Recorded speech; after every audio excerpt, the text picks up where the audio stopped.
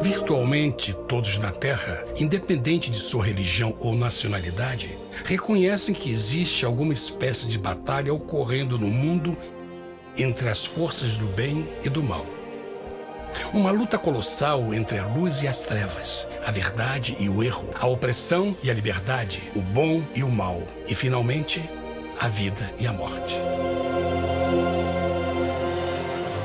Qual é a história por trás deste evidente paradoxo?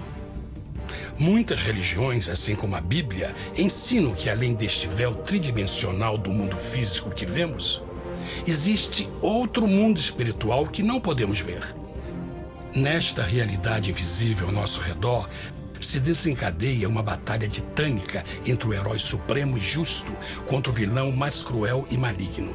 A grande pergunta é: quem são esses personagens e como e onde começou esta crise cósmica?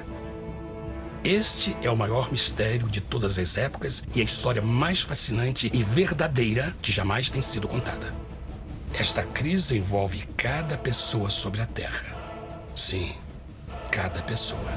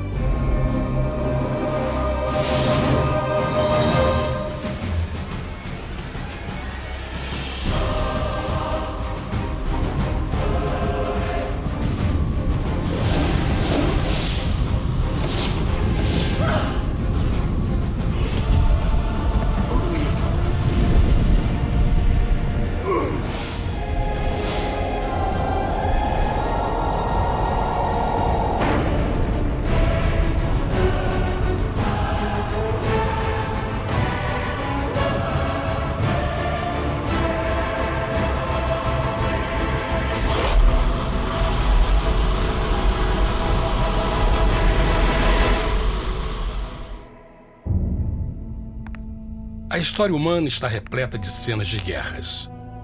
E todas as pessoas já experimentaram conflitos.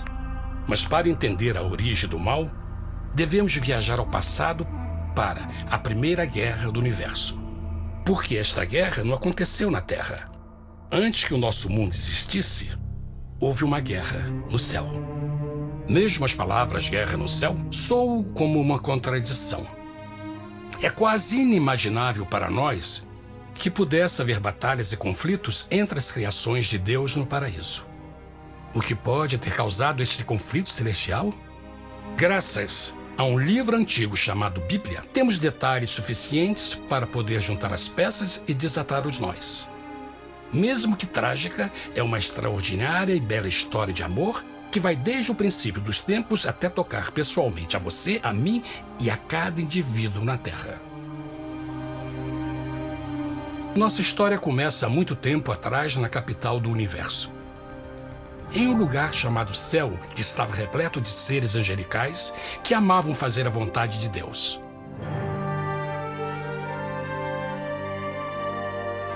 Sob o justo e amoroso governo do Criador, todo o céu desfrutava uma existência de felicidade e perfeita paz. O príncipe supremo do paraíso e comandante dos anjos era o poderoso e amoroso Filho de Deus, mais conhecido com o nome que adotou quando veio à Terra, Jesus. Ele tinha o mesmo propósito e pensamento com Deus, o Pai. O céu, sob o comando compassivo do Pai, Filho e Espírito Santo, provou ser um maravilhoso lugar de paz e alegria. Para realizar as ordens de Deus, a Trindade estava rodeada de um oceano virtual de inumeráveis espíritos ministradores chamados serafins e querubins, mais conhecidos como anjos. Essas poderosas e inteligentes criaturas descobriram que a felicidade estava em cumprir as ordens do Todo-Poderoso. Mas Deus criou um extraordinário anjo para atuar como líder de toda a multidão celestial. A Bíblia nos diz que seu nome era Lúcifer, que significa portador da luz. Este querubim foi o maior ser criado por Deus e assumia a posição mais próxima do trono de Deus, estando diretamente sob a autoridade de Jesus. A tarefa de Lúcifer era difundir a luz e o conhecimento da vontade de Deus a todos os outros anjos. Lúcifer foi o mais esplêndido ser criado por Deus. Era extremamente bonito e dotado de enormes poderes de liderança e organização. Entre os anjos, ele foi muito admirado, respeitado e amado como amigo.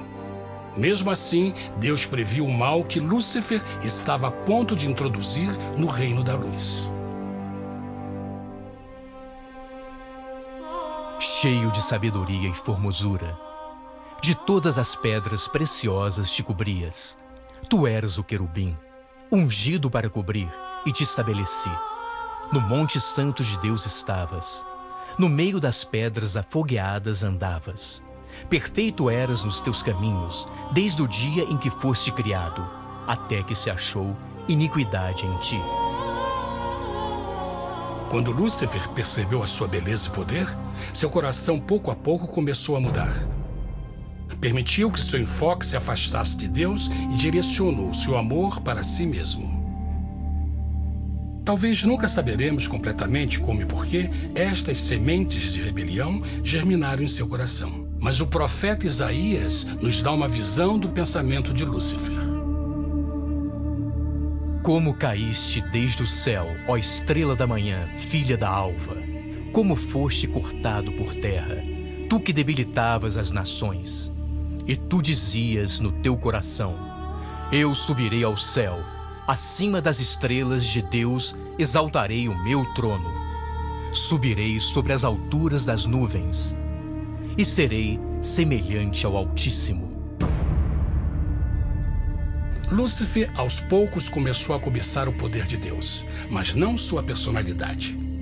Ao pensar em suas próprias habilidades e belezas extraordinárias, os perversos tentáculos do orgulho e vaidade congelaram sua mente. Este ressentimento e inveja fizeram com que ele violasse a lei sagrada de Deus e se rebelasse contra seu governo. Precisamos fazer uma pausa e esclarecer algo. Desde o princípio, Deus ordenou que as leis da física governassem o mundo material em que vivemos. Sem essas leis naturais, o universo seria um caos.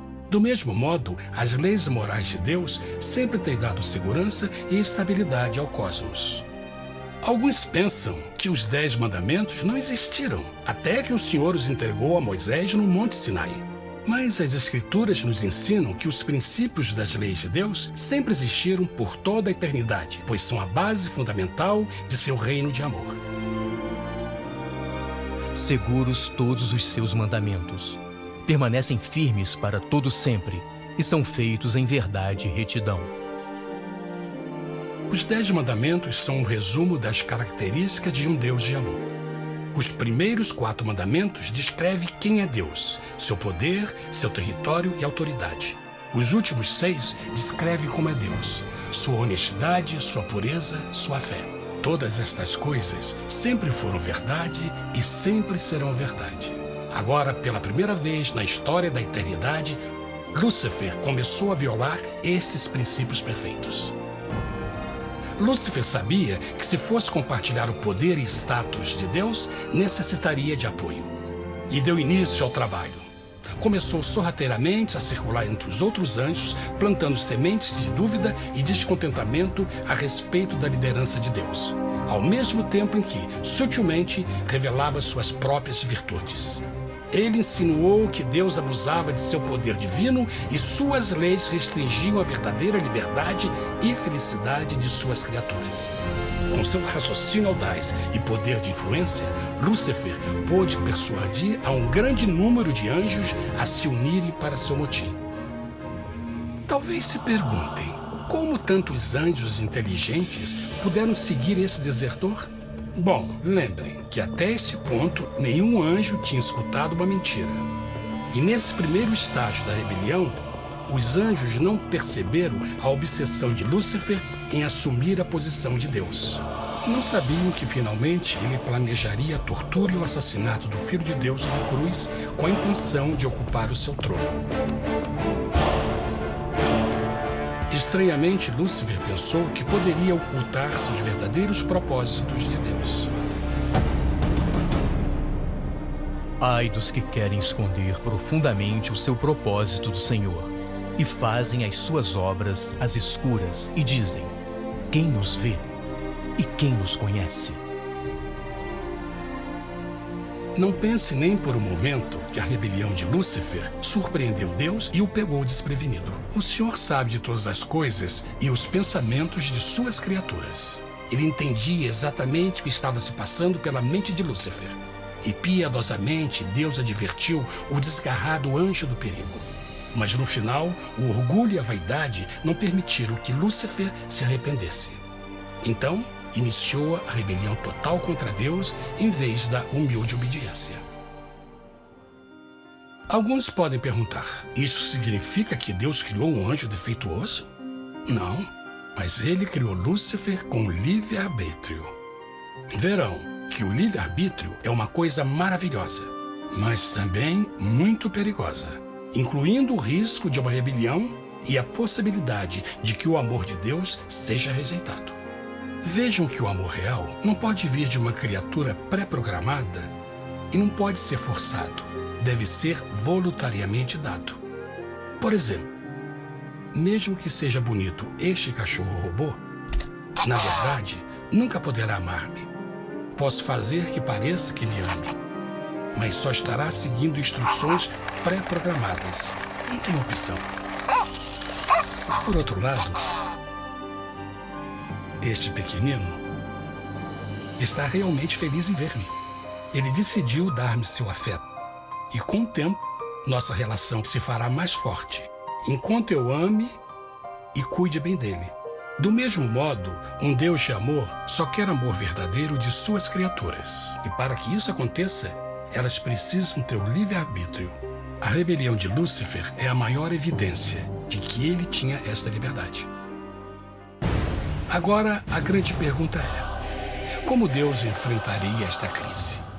Como lidaria com Lúcifer e com os milhões de anjos que se uniram nessa rebelião? Muitos questionam por que Deus não acabou imediatamente com a rebelião. Afinal, ele poderia facilmente vaporizar Lúcifer com um raio. Mas isto teria solucionado o problema? Não, pelo contrário. Isso só teria intensificado as dúvidas e suspeitas que Lúcifer havia plantado na mente dos anjos. Lembrem que Lúcifer sabia, como ninguém mais, da engrenagem interna do governo de Deus. Sua destruição seria vista como parte de uma grande armação, e a razão que o motivou servir Deus teria sido o medo da represália e não o amor. O Senhor sabia, na sua sabedoria, que a melhor forma de enfrentar a crise era permitindo que tudo seguisse o seu curso. Esta seria a única forma de se assegurar que o mal não se ergueria outra vez. Deixai crescer ambos juntos até a ceifa. E por ocasião da ceifa, direi aos ceifeiros: colhei primeiro o joio e atai-o em molhos para o queimar, mas o trigo ajuntai-o no meu celeiro. Na parábola do joio e do trigo, Jesus descreve que um tempo de crescimento é necessário para que uma planta revele sua verdadeira natureza. No seu entendimento infinito, Deus sabia que, com o tempo, o caráter real de Lúcifer seria exposto e que os amargos frutos de sua rebelião seriam vistos. Até agora, os cidadãos do universo não estavam familiarizados com o pecado e até onde os levaria. Mas isso mudaria quando eles vissem por si mesmos sua terrível natureza autodestrutiva. Afinal, a sabedoria e o amor do governo de Deus seria para sempre confirmado e o universo estaria seguro. Quando Lúcifer e seus seguidores revelaram abertamente sua rebelião, o Senhor soube que não haveria paz se permitisse que eles ficassem no céu. Deveria impor um limite, entrar em ação e enfrentar os rebeldes. Mas Lúcifer e seus seguidores nunca sairiam por vontade própria ou pacificamente. O passo seguinte foi a guerra. E houve batalha no céu. Miguel e os seus anjos batalhavam contra o dragão. E batalhavam o dragão e os seus anjos. Mas não prevaleceram, nem mais o seu lugar se achou nos céus. E foi precipitado o grande dragão, a antiga serpente, chamada o Diabo e Satanás, que engana todo mundo. Ele foi precipitado na terra, e os seus anjos foram lançados com ele. A Bíblia não revela exatamente que tipo de armas foram usadas durante este conflito cósmico. Mas esta guerra foi como nenhuma guerra que os olhos mortais já viram. Apocalipse 12:4 nos diz que finalmente Lúcifer e 1/3 dos anjos de Deus foram expulsos do paraíso.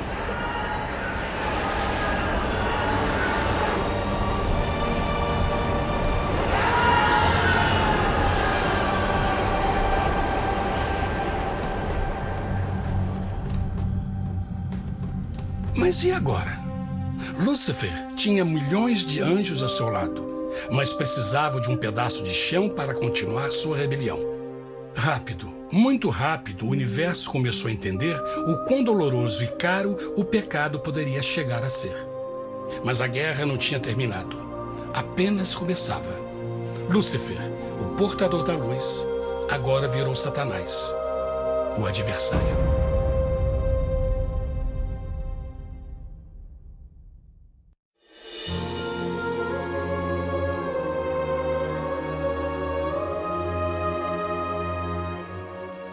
Depois da guerra no céu, Satanás e seus anjos caídos foram expulsos da corte de glória. Por um tempo, o diabo e seus demônios vagaram pelo universo buscando inutilmente mundos que se compadeceram e se uniram à sua rebelião. Enquanto isto, o coração de Deus sentia intensamente o vazio que deixou a perda de Lúcifer e seus anjos. Então o Pai, o Filho e o Espírito Santo retomaram o seu trabalho favorito, o maravilhoso trabalho da criação.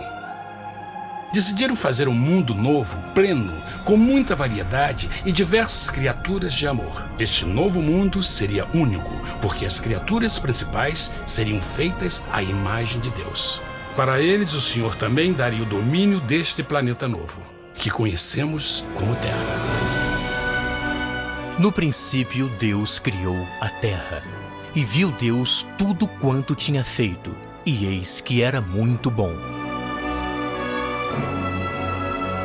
Que imagem maravilhosa! Deus forma um novo mundo, nosso planeta, Terra. E em cada maravilhoso dia da criação, algo novo e espetacular começa a fazer parte da cena. Por exemplo, no terceiro dia, Deus falou e uma linda e exuberante vegetação fez parte da existência. Plantas de todas as cores, formas e tamanhos. No quinto dia, o mundo estava repleto de espantosas e exóticas criaturas, que podiam tanto se elevar aos céus como deslizar pelas águas azuis. E outras podiam fazer as duas coisas. No sexto dia, houve a introdução de um grande número de animais terrestres.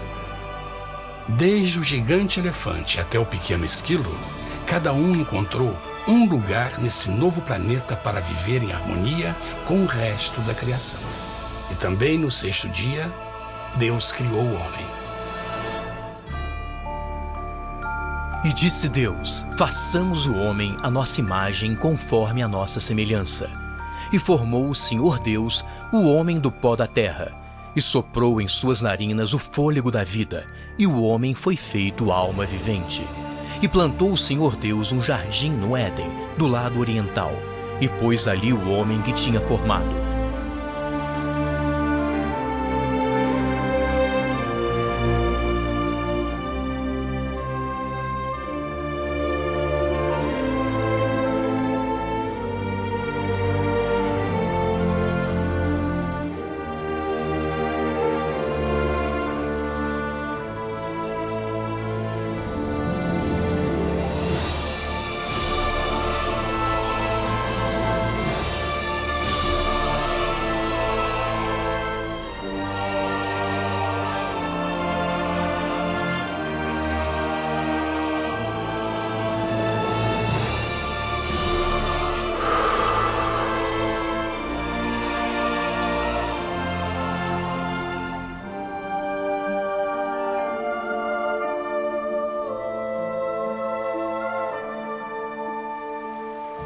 Mas que grande honra ser criado à semelhança de Deus, ser um indivíduo com liberdade de pensamento.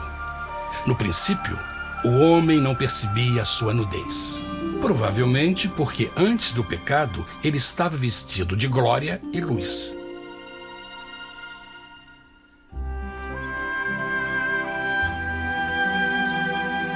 Deus também criou a companheira perfeita para Adão, sua bela esposa Eva.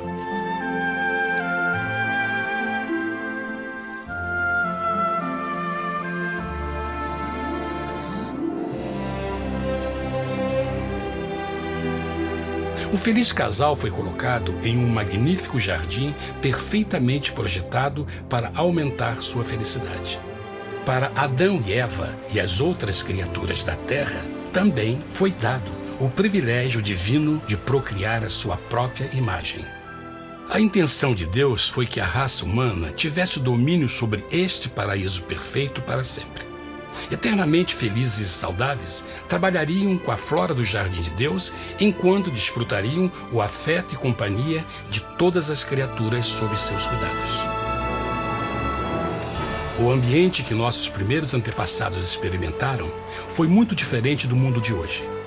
As rosas não tinham espinhos, os insetos não mordiam nem picavam, e os leões e as ovelhas brincavam juntos. Mas a grande bênção era os humanos viverem em perfeita harmonia com seu Criador.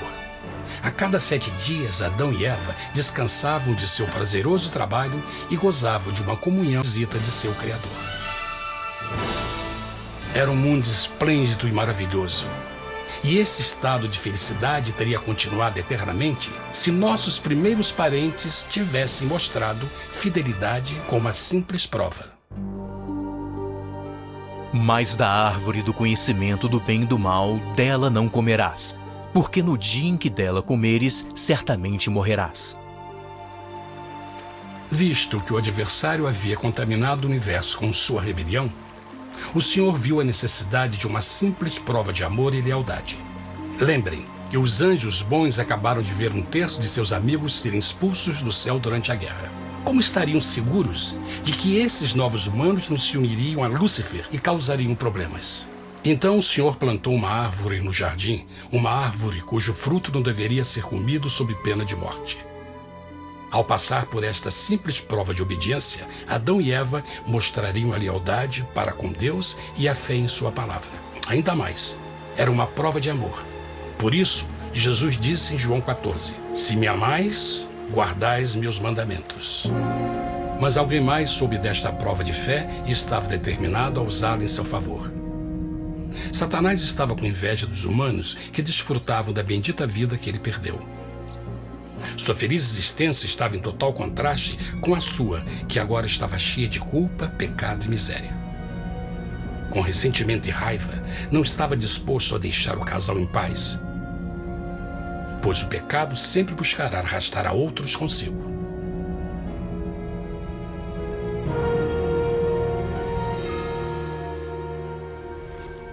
Então um dia, quando Eva estava concentrada em seu agradável trabalho, se viu sozinha e muito perto da árvore proibida. Foi quando Satanás viu sua oportunidade. Através de uma serpente hipnotizante, o anjo caído chamou Eva até a árvore e a envolveu em uma conversação.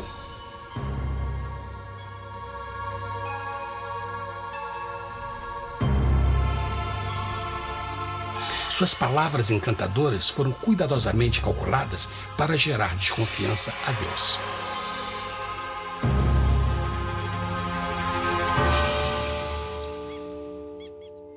A serpente replicou à mulher: "De modo algum morrereis. Deus sabe que no dia em que dele comerdes, vossos olhos se abrirão e sereis como Deus, conhecedores do bem e do mal." A mulher notou que a árvore era boa para comer, pois era atraente aos olhos e desejável para alcançar sabedoria. Colheu o seu fruto e comeu. Deu também ao seu marido, que comeu assim como ela. Tragicamente, quando Eva escutou a suave e sedutora voz do tentador, começou a ter certas dúvidas da palavra de Deus. A serpente enganou-o com a promessa de grande poder e sabedoria. Isso chamou sua atenção. Além disso, Aparentemente, um fruto deu à serpente a habilidade de falar. Que outros poderes poderia dar a ela? E mesmo tendo acabado de conhecer a serpente, ela confiou em sua palavra acima da de Deus, quem a criou, e lhe deu um paraíso para viver.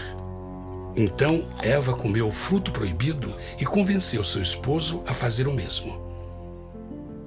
Adão poderia ter escolhido ser fiel a Deus, mas colocou seu amor pela esposa acima do seu amor por Deus. Quando os nossos primeiros parentes mostraram lealdade ao inimigo, o domínio da terra foi tomado por Satanás. Não sabeis que, vos oferecendo a alguém para lhe obedecer, vos tornais escravos daquele a quem obedeceis?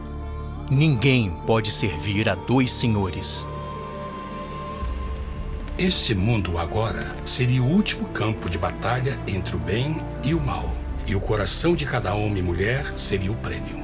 Adão e Eva não se deram conta desse tempo, mas seu momento de desconfiança e desafio abriria as comportas do sofrimento de milhões de pessoas durante milhares de anos.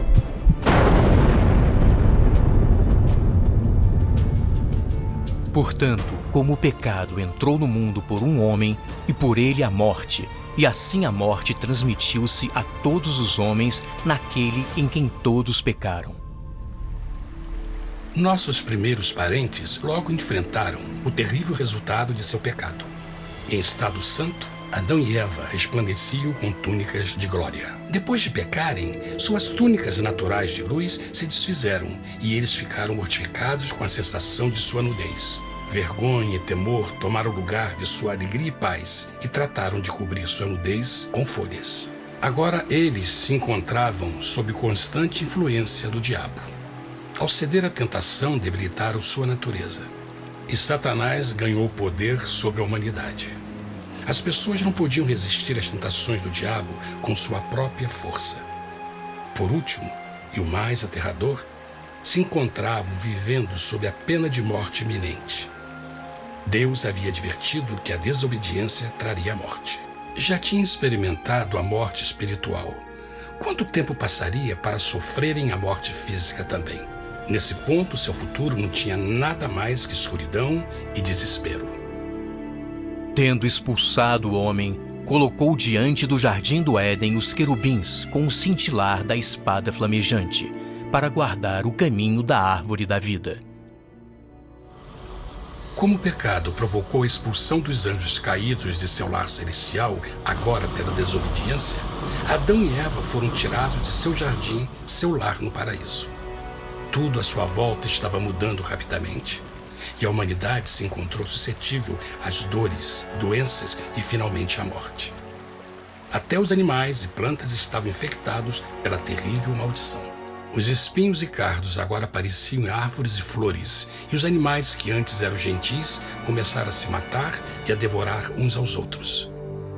O pior resultado foi que o pecado separou a humanidade de Deus. Mas vossas iniquidades cavaram um abismo entre vós e vosso Deus.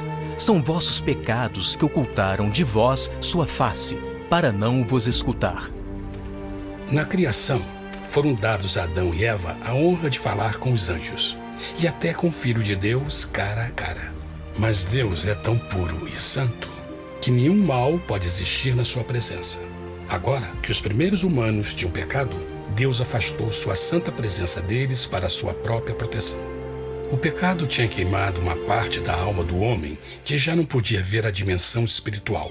Deste momento em diante, a comunicação com o céu seria limitada.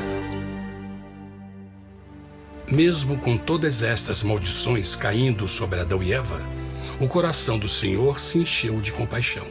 A lei que haviam violado não poderia ser alterada para salvá-los, pois é tão sagrada e imutável como Deus mesmo. O Senhor sabia que havia só uma maneira na qual o homem podia se redimir. Então um plano foi revelado, nascido do fundo do coração de Deus. Um plano para salvar o homem de seu encontro com a morte eterna e restaurar tudo que estava perdido com o pecado. Seria de grande intensidade, alcance e poder, mas seria um plano que também implicaria num enorme sacrifício. O amor de Deus para conosco se manifestou por ter enviado ao mundo seu Filho unigênito, a fim de vivermos por ele. Nisto consiste o amor, não em termos nos amado a Deus, mas em ele nos ter amado e enviado seu Filho para se sacrificar por nossos pecados.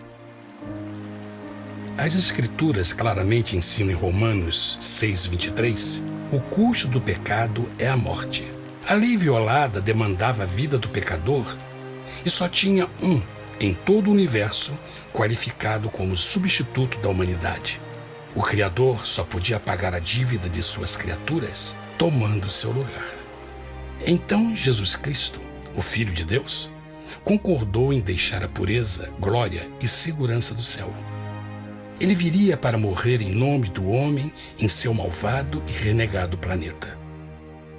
Ele nasceria como um inocente e indefeso bebê, suportaria uma vida de dor e vergonha e mesmo assim viveria uma perfeita e vitoriosa vida. Finalmente, ele teria uma morte humilhante para poder ser o substituto da humanidade caída. Por seu sacrifício, a humanidade incrivelmente receberia uma nova oportunidade de ter a vida eterna. Seu sangue seria o resgate para um mundo raptado por Satanás. Este maravilhoso plano de redenção foi graficamente ilustrado no sistema de sacrifício de animais ordenado por Deus depois da queda do homem. O Senhor tinha avisado Adão e Eva que iriam morrer no dia em que comessem do fruto proibido. E como que permaneceram vivos? A Bíblia nos diz que imediatamente depois do pecado, Deus providenciou roupas na forma de peles de animais. É bom notar que o Apocalipse se refere a Jesus Cristo como a ovelha que foi morta desde o princípio do mundo. Isso indica que uma ovelha foi sacrificada no mesmo dia para prevenir suas mortes imediatas. Pela fé, neste sacrifício, suas mortes foram simbolicamente transferidas deles para a criatura inocente. A ovelha certamente era a representação de Jesus. Assim, um raio de esperança foi dado em uma situação de escuridão e desespero. Através do arrependimento e a fé no sangue do Messias, qualquer humano poderia uma vez mais ser filho de Deus. Mas mesmo com este grande plano para a humanidade, Satanás ainda tinha o domínio da terra. E a vida na terra não estava fácil. No mundo haveis de ter aflição, mas coragem, pois eu venci o mundo. Naturalmente, muitos se perguntam, como um Deus amoroso e poderoso permite dores e sofrimentos no nosso mundo atual? Mas está claro desde o Gênesis que Deus nunca quis que nós tivéssemos o conhecimento da dor dessa vida. Quando o mundo saiu das mãos de Deus, a terra era um maravilhoso paraíso. Foi o pecado de Adão e Eva que deu a Satanás o direito de assumir o controle deste planeta. Devido à sua trágica eleição, o diabo e seus súditos ganharam o poder de tentar e atormentar os humanos, introduzindo a doença, a dor e o sofrimento. Talvez fosse melhor perguntar: por que Satanás não tem o controle total da humanidade? A resposta é Jesus Cristo. Talvez já perceberam que a morte de Jesus na cruz deu a cada um de nós a oportunidade de sermos salvos, mas na verdade fez muito mais do que isso. Quando o Salvador ofereceu sua vida para redimir a terra, esse ato poria restrições ao controle de Satanás sobre a humanidade. Satanás não poderia forçar nossa vontade e seu poder de nos ferir seria limitado. O sacrifício de Cristo também nos trouxe um tempo de prova, durante o qual poderíamos ver a diferença entre o governo de Deus e o de Satanás, e então decidir a quem servir. Finalmente, pelo sacrifício que fez Jesus, o reino de Satanás chegará ao seu final, e um dia a terra será devolvida ao homem mais maravilhosa do que era no princípio. Mesmo Adão e Eva tendo começado suas vidas como exilados do paraíso, ainda tinham esperança.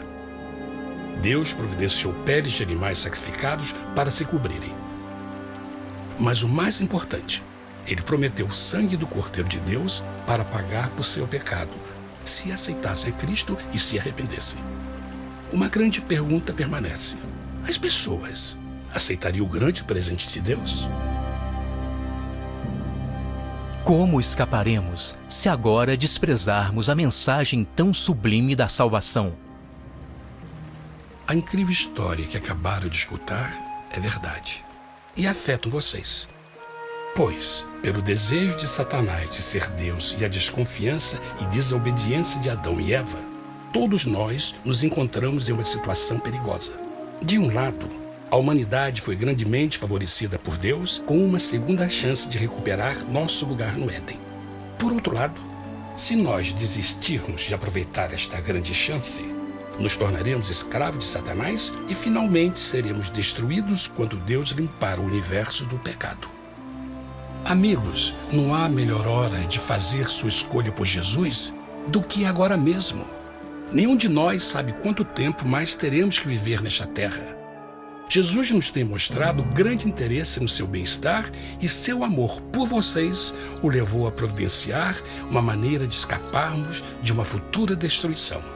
Ele quer que você o aceite e se arrependa de seus pecados. Através de Cristo, pode encontrar o perdão para tornar-se como Ele em caráter. A triste notícia é que Satanás atua de todas as formas possíveis para evitar que aceite o presente da salvação de Deus. Devido à nossa rotina da vida, o amor ao dinheiro ou alguma outra distração fascinante, ele trabalha para manter a todos ocupados e afastados do que, na realidade, mais importa, sua salvação eterna. Para que entendam a realidade da situação e que se você não escolhe a Jesus por omissão, está escolhendo a Satanás. Mesmo que a terrível escolha de Adão e Eva nos traga morte e miséria, vocês agora podem tomar uma melhor decisão. Deus está oferecendo uma paz que satisfaz o anseio mais profundo de sua alma e uma alegria que não encontrará nas atribulações deste mundo. O desejo que tem o coração de Deus é que seja salvo e esteja com Ele no paraíso. Mas o único que pode mantê-lo fora do céu é você. Imagine a tragédia que seria se você recusasse este precioso presente. Você pode decidir hoje e aceitar a salvação que Deus prometeu. Na verdade, nesse momento, pode aceitar a vida eterna através de Jesus Cristo. Posso convidá-lo para que acompanhe agora mesmo em uma simples oração, aceitando sua maravilhosa oferta? Por favor, repita depois de mim. Querido Pai Celestial, venho a Ti agora e humildemente pedir Teu perdão. Senhor, confesso que sou um pecador e violei Tua santa lei. Entendo que a pena por esse pecado é a morte. Acredito que Jesus Cristo sofreu e morreu na cruz para receber o castigo por todos os nossos pecados. Acredito que Jesus ressuscitou e eu o aceito como meu Salvador pessoal. A partir deste momento em diante, Te dou o meu coração e eu o aceito como o Senhor da minha vida. Por favor, perdoa todos os meus pecados e envia Teu Espírito para ajudar-me a fazer a Tua vontade. Te agradeço por Teu grande amor e aceito Teu presente da vida eterna. E eu oro tudo isso em nome de Jesus. Amém.